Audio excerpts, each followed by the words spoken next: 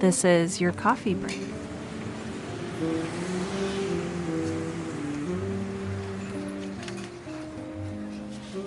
Hey friends, today we're talking to Mark Messick, who is the author of 11 books. I don't want to steal your thunder, but you're also launching a class online, correct? A webinar? Web It's class? actually a video course, Video but yeah, course. yeah. See, the stealing thunder. And all this wonderful success, he is 16 years old. I don't know if that's like what people usually lead with you, probably. Yeah, something like that. So, Mark, Also, yeah. another fun thing is I know how to pick handcuffs with paper clip, so sometimes people lead with that. Well, we'll lead with both of those It just today. depends on the type of podcast. That's for this juvenile delinquent podcast. Mark, I'm so glad that you're here with us today. Can you start by just giving us a little bit of your background? I'm just so fascinated with your story. Yeah, so when I was about 10 years old, our family decided to move across the country. But it was going to be kind of a weird move. Like we'd have to be in a rental house for a couple of months and then move to another house and do just a couple of extended moves over, I think it was like a 6 to 8 month period. And so my parents decided that rather than try to transfer me to like four different schools during a school year, just to start homeschool. Oh, And I was actually opposed to the idea. I really liked my circle of friends. They liked all the same video games as me, yeah. Life was good, right? But they convinced me to start homeschool. So I did, and pretty much as soon as that happened, within the first couple of months, I just instantly started figuring out all sorts of different things about myself and exploring my passions. And I really kind of grew into my own person. Before, who I was really based a lot on who my friends were. But Mm-hmm. as soon as I didn't have that kind of social pressure, I found out a lot of stuff about myself. And one of the biggest things is I found that I really loved to write. And so I would just write, like all day for fun. As soon as I got done with my school and chores and stuff, I would be writing for like 6 hours. And I mean, it was just all horrible stuff, but I loved it, and I was convinced that someday I would be a best-selling author. And then I just, things grew from there. And then when I was 13, I found out that I could self-publish on Amazon for free, so I did that. And my first book sold really horribly. I think I made like $1.05 in the first month. But over the next 2 years or so, I explored a lot of different marketing techniques and kept learning and experimenting. And now I'm, 16, so 6 years later, I've got 11 books that are published. I've written quite a few more, but 11 that are out there right now. And I can't complain. Things are going pretty good. That sounds awesome. You are literally living the dream, I think. Do you get that a lot too? Yeah, sometimes. Yeah. Something that you don't tell people a lot. Any other fun facts that Well, we already talked about my handcuff picking abilities. That's pretty important, I think. how did you Um, pick that up? I actually wrote a blog post about it a little while back, but basically, I just wanted to. It seemed like something that was kind of impossible. Like, they do it in spy movies, so Mhm. obviously it's not real. So I just wanted to see if I could kind of prove to myself that I could do something that was impossible, and I figured it out. So I don't know. It was just like a fun little side hobby. I like to force myself to do hard things just to, I don't know, kind of prove to myself that I can do them. So that was one of those instances.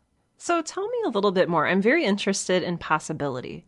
You talked about wanting to do something that was really hard or impossible, and you've done a lot of really cool things that a lot of people do believe are impossible, publishing a book for one. Tell me a little bit more about what remains possible or impossible for you. I don't know. That's a good question. I really believe that most people can do most anything. I really think that lots of people that they kind of fall into these I don't know, patterns of thinkings, or their social groups, or just their way of life kind of convinces them that this is who they are, and because this is who they are, they can't do this. And so that there's certain things that they can and can't do, and that's just kind of, something that people grow up with. I can do this, but I can't do this because, this is who I am. But I think that that's not really true. I think people, a lot of it is just kind of, I don't know, it's all in their head. They don't really believe in themselves enough. And I know that that does also sound kind of cliche, but really, I think if you're determined enough to do something, I think you can find a way to do it. But that is probably the most important key element, is just how bad you want this thing, whatever it is. And if you really do want it bad enough, I mean, humans are amazing. If you think of where we started and where we are now, I mean, we've done so many amazing things, and all of those great historical figures. There's really not that much different between them and you. There's not like some magic formula that they put, in their meals every morning. They're the same people as us. Their daily lives are the same. They just choose to do different things. If you want something bad enough, you can do something just as incredible as, Einstein or the Wright brothers or, anybody. I love that point of view. And it's something that I believe myself. There's just so much possibility in the world, and we just don't even know how to grab hold of it. For you, what first gave you the inkling that these things could be possible? I don't know. That's a good question. I guess the number one reason that I am where I am today is because I was super naive. I didn't understand anything about how publishing worked or anything. If I knew how hard it was, I probably wouldn't have even tried it. But because I didn't know anything, I just went for it. And it was really hard, but I don't know. I just always believed that I could do it, probably because I didn't know how hard it would actually be. Publishing definitely isn't something that's easy. It took me, 2 years before I had my first really good month. But because I wasn't really anticipating that, I just always believed that I was capable of doing this. And it seemed like kind of an easy thing to me, even though it wasn't. I don't know if that makes sense, but the reason I'm successful is because I was naive. I think you hit a really true chord there. Often the biggest thing that gets in our way is our own perception and our own perception of what we can do, what's possible. And we think so little of ourselves. And I really love that you stepped out of that and kind of embraced something bigger. I want to go back to something you said just a second ago. And by a second, I mean a couple minutes. You talked about identity as being something that was important in breaking barriers and accomplishing things. And I remember that you mentioned that when you got away from sort of school friends, your identity changed a little bit. Can you tell me a little bit more about that? I would love to say that, I am who I am because of me. Like, I don't rely on anybody else, that I'm completely, emotionally secure on my own. But really, I can't say that because we rely on other people a lot. And one of the big ways that affects us is the people that we associate with change who we are. And in some ways, that's kind of scary to think about. Like, if you hang around the wrong people, it will completely change who you are. But the opposite is also true. If you hang around the right people, I think you'll become a better person because of that. I think you're exactly right. I was just reading something. I don't remember if it was a Seth Godin book or what it was, but the top 5 people that you hang out with, that's who you become. Yeah. You're churning out books. You're starting courses. Are you still kind of doing the homeschooling stuff? I mean, what does a day look like for you? I don't know. I'm always kind of changing things and playing with new ideas and tweaking my schedule a lot. But I've settled into a pretty good routine. I used to be super thorough and outline, to the minute what I would be doing, when I'd be doing it. But now it's a lot looser. I have my mornings pretty well structured. And then after that, one thing that's really helped me in the last couple of months is just letting the afternoons be for me, just whatever I want. It doesn't have to be productive. Well, one thing that I've kind of found is that the harder I work, the more stress that I get and the less I actually get done. Mm-hmm. So taking time to just do, whatever the heck I want helps me be more productive. So I have mornings as my productive time and afternoons is just my whatever the heck time. That's really helped me kind of strike a nice balance to make sure that, I still get stuff done, but I also don't get stressed out. So what do you do for fun? You mentioned video games earlier. Any favorites, or is that kind of a thing of the past? Or that was something that I entirely did in public school because my public school friends liked it.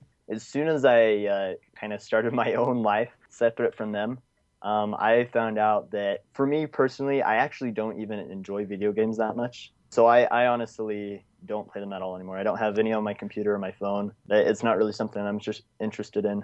As for other hobbies, I like to kind of mix it up and try a lot of new things. I mean, I like reading and writing and, a couple of those core things that I would associate with me and who I am. But other than that, I just like to do just a lot of random stuff. I like to play lots of games with my siblings outside and just, mess around. That is awesome. What do you like to read? Is it very similar to the stuff that you write? Is it completely different? I like to read a variety of things. I don't like to just settle into one niche and only read that. I like to read all sorts of different things all the time. If you go and look on any of my bookshelves or my Kindle, you'll see all sorts of different subjects. And, right now, I try to always be in the middle of at least one nonfiction book and one fiction book.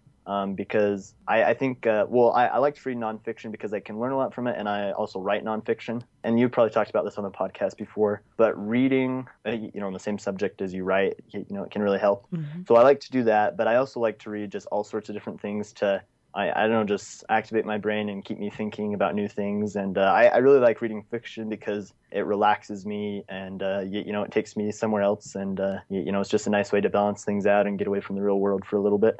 Agree. What are you reading right now on your fiction list? Right now, I'm in the middle of Jack Reacher, number 3. Yeah. Lee Child. I really, really like those books. What do you love about writing? I don't know. Writing is just, I love creating something new that wasn't there before. It's mine. I own it and I created it, and just expressing beliefs and ideas and different things. It's just really fascinating to me how combining words in different ways, you can do so much with that and affect so many people in so many different ways.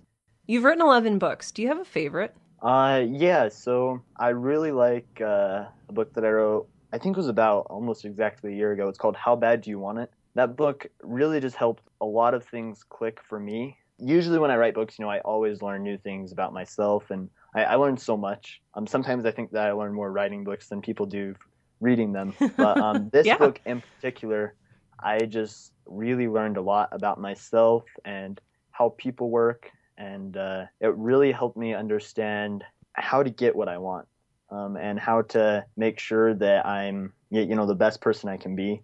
It really changed me in a lot of different ways. And it was kind of funny. It was actually this book about success and getting success that was the first one that was really majorly successful. Really? And so I obviously liked it because of that too. Tell me more about what success means to you. So in my opinion, I think the most important form of success is to have a life that's perfectly balanced. Different areas of life and how they all affect each other. And I think finding a way to balance all those different areas of life and make sure that they all work together, and you're not favoring one over the other, but you're treating all the parts of your life the same and giving attention to each one, and then they'll all in turn help you out. And I used to be terribly unbalanced. I'd focus either all on my business or I'd focus all on my education. And, when you do that, you let relationships go, you let your the physical side of things go. That I think the best way to be successful is to make sure that you're successful, even if it's just in small ways, in all the areas of your life, rather than just majorly successful in one. Do you think it's possible for most people to do that? I honestly think that it's probably not the most possible thing. And I'm definitely not perfect at it either. But I think it's important to have something to strive for, even if it's not necessarily super attainable, especially all the time. It's something, maybe you'll have one day that's perfectly balanced, and you work out and you work on your business and you learn something, and you do all these different things.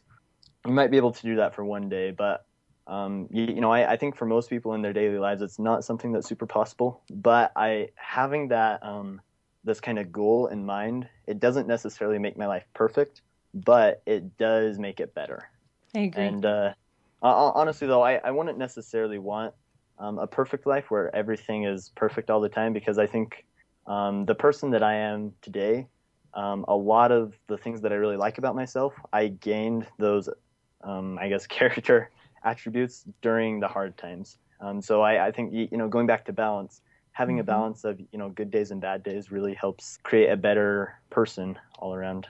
I appreciate that answer.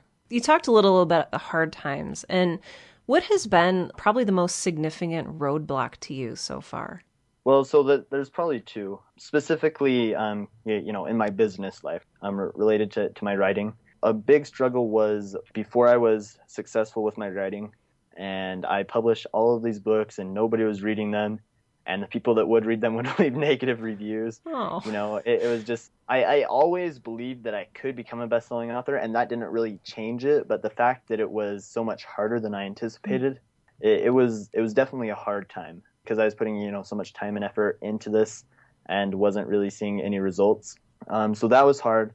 And then after I was a little bit more successful with my writing and, lots of people were reading my books and liking them, a big struggle was keeping the ball rolling, keeping that motivation going, and continuing to produce quality content that people liked and not getting burned out. And I was trying to write a book a month. And, my books are shorter. They're typically 60 to 100 pages. So that they're not that long, but still, even doing a, 75-page book a month, it was difficult. It was doable, but it was difficult to the point that I eventually got burned out. I had to take a 5-month break from writing just to kind of recover and get back into the zone. Mm-hmm. And after that, through that experience, I, kind of learned more about kind of the art of balance, like we've been talking about, and making sure that I don't put too much my time into just my business. But so those have probably been the two biggest struggles in my business, is just first finding how to get people to read my books and like them, and then not getting burned out. Very, very true. I like that you talk about yourself as a business. And I don't know if that's something that a whole lot of writers do. What made you make that distinction? I don't know. I guess before I was a published author, I would always consider myself as, a writer, Mm-hmm. a writer or an author. But then after I started publishing and I found out that writing is definitely important. If you don't write a book, it's hard to sell a book. But Mm-hmm. really the key to being successful with writing, and in this context, success means getting a lot of people to read your books. In order to be successful, I think even more important than being a good writer is being a good marketer. Because if you treat your books like a business, even though it's just kind of a little shift in your head, that little shift in mindset really changed a lot for me. Because then when you start thinking of it as a business, it's a lot easier to make decisions and kind of figure out how to sell your books to other people. Because so many authors are so close to their work that they're like, it's amazing. People should just inherently know that, Yeah. so that they're going to buy it. They're just going to, throw money at my books and everyone's going to buy it because they're awesome, obviously. Mm-hmm. But it doesn't matter how awesome your book is. If you can't figure out a way to portray that to potential buyers in a way that they'll connect with, then nobody will ever buy your books. How did you learn this stuff? Like, do you have a mentor or did you just read a lot? Um, 3 years of trial and error. And 3 years, it's not even that long. But, as a 16-year-old, it kind of is that long. Yes, it is. It's long for anybody. And really, for at least 2 of those 3 years, this business was the main part of my life. Like, I would just put all of my time into it. And, eventually, like we talked about, that had major drawbacks. Mm-hmm. But during those 2 years where I just poured everything I had into this, I was always reading. I was always experimenting with different techniques that I'd read about. I was tracking the results, figuring out what worked and what didn't. And, I think it's just really a lot of trial and error. There's definitely some parts of marketing that can be taught, but a lot of marketing, I think it's a skill that you just have to learn through experience and just go out there and do it. No matter how much you read, there's only things that you can learn by actually doing it. I feel like that it feels to me like you take that approach with a lot of what you do, not just marketing. Well, like we've already talked about, I like to take what I learn in any area of my life and apply it to the rest of them. So, different strategies and things that I've learned in marketing, by tweaking that a little bit, I figured out that I can apply those same strategies to the rest of my life. So I definitely agree with that. I like to kind of use everything for everything. It's a good way to go. Hey, tell me a little bit about the course that you mentioned earlier. Yeah, so this course, you can find it at booksalesdoctor.com. I was getting a lot of questions from other authors. They knew I was 16. They knew that my books were selling pretty well, and they couldn't figure out why or how. 16-year-olds aren't supposed to be successful. That's just the way the world works. That's kind of rude, though, to assume that, like, you couldn't do it. Like, is being 16 a huge barrier? I don't know. Well, I actually, it was kind of funny. In one of the self-publishing forums that I'm a part of, a bunch of people were calling me a liar and a scam artist and saying that I wasn't really 16 and that I was faking the whole thing, and that I copied and pasted my books and all sorts of random crap. So I don't know. I think in some ways it kind of scares people. Mm-hmm. But anyways, I was getting a lot of people that were just asking me how I did it. And I was getting a lot of requests for, private coaching and things like that. And so I tried private coaching for a little while, but I found out that it takes a lot of time. So I decided to take what I knew and just put everything I could ever possibly teach into a video course. And so that this course, it has 20 core videos and then a bunch of bonus content and things like that. But the 20 core videos, like they cover everything I could ever possibly teach you about marketing. It doesn't talk about writing or publishing so much, but it does talk about marketing. Like I said, everything I could ever teach you. It's step by step how I got from where I was, making $1.05 a month to where I eventually got to making $4,000 a month. And I really tried to make sure that even though everything in there I learned from my own personal experience, I provide ways so that you can apply it to your own books, regardless if you're a nonfiction author or a fiction author. It should apply to everybody, and I give lots of different examples of how you can customize things and tweak things to make it apply to any book. I've gotten really good feedback from both nonfiction and fiction authors saying that it works all across the board. So did you have fun producing these? Did you produce these at home? Did you go through like a production company or? I didn't do them at home, but my dad has an office. He runs his own business, so maybe I get some of my entrepreneur mindedness from him. But so I just went to his office when he wasn't there and recorded them so that it would be a little bit quieter than at home where I have 7 siblings. It's been a really fun experience to get this out there. It's also been really challenging. I've been working on it for like 6 months. And for those 6 months, I haven't done like barely any writing. I've just putting all my time into this. But it's finally out there. It's ready to go. And normally it costs $297. But right now I'm running a special promotion where if you use the discount code "You Should Be Writing," then they can anybody that wants to can get the course for $99. "You Should Be Writing" is the code. So there you go. Dude, awesome. I will definitely be linking to this. Again, it's at booksalesdoctor.com. Where do you see yourself in like 5 or 10 more years? Well, so I do get this question a lot, and I'm going to tell you the same thing that I tell everyone is All right. I honestly have no idea because I'm just so excited. There's so many different things that I can try, and I honestly have no idea. I could continue writing. I could start my own business. There's just so many things that can change. But I definitely think I'll be trying a lot of new things. I don't like to stick with any one thing for too long. I've been doing this, my specific series of books that I'm working on. I've been working on it for about a year and a half now, and I think I might continue it for another year or so. But after that, I think I'll move on to something else. So really, I can't tell you, but I think the future is exciting. There's a lot of potential out there. There really is. One final question for you. I feel that a lot of things are very interesting to you. What is the most interesting thing to you right now? I don't know. That's a good question. I think probably the most interesting thing is trying to figure out how to make my life better in ways that can also be applied to other people. So I am, a self-help author, so that this is something that I thought about for a while. But in the past couple of months, I've just really been thinking a lot about just simple changes that people can make that can improve their life as a whole. And so I've just been trying to think of, little changes that people can make that can have such huge impacts over time. And, life is hard, but I think life can be a lot better just by doing a couple of, really simple, small things every day. Mark, this has been absolutely wonderful. So thank you for reaching out to be on the Right Now podcast. I really appreciate it. For sure. It's been a blast being here. It was really nice to meet you. And, I'm sure if I could reach through the computer and meet all of your podcast listeners, that they'd all be great people too. So it's been a great experience. Thanks for having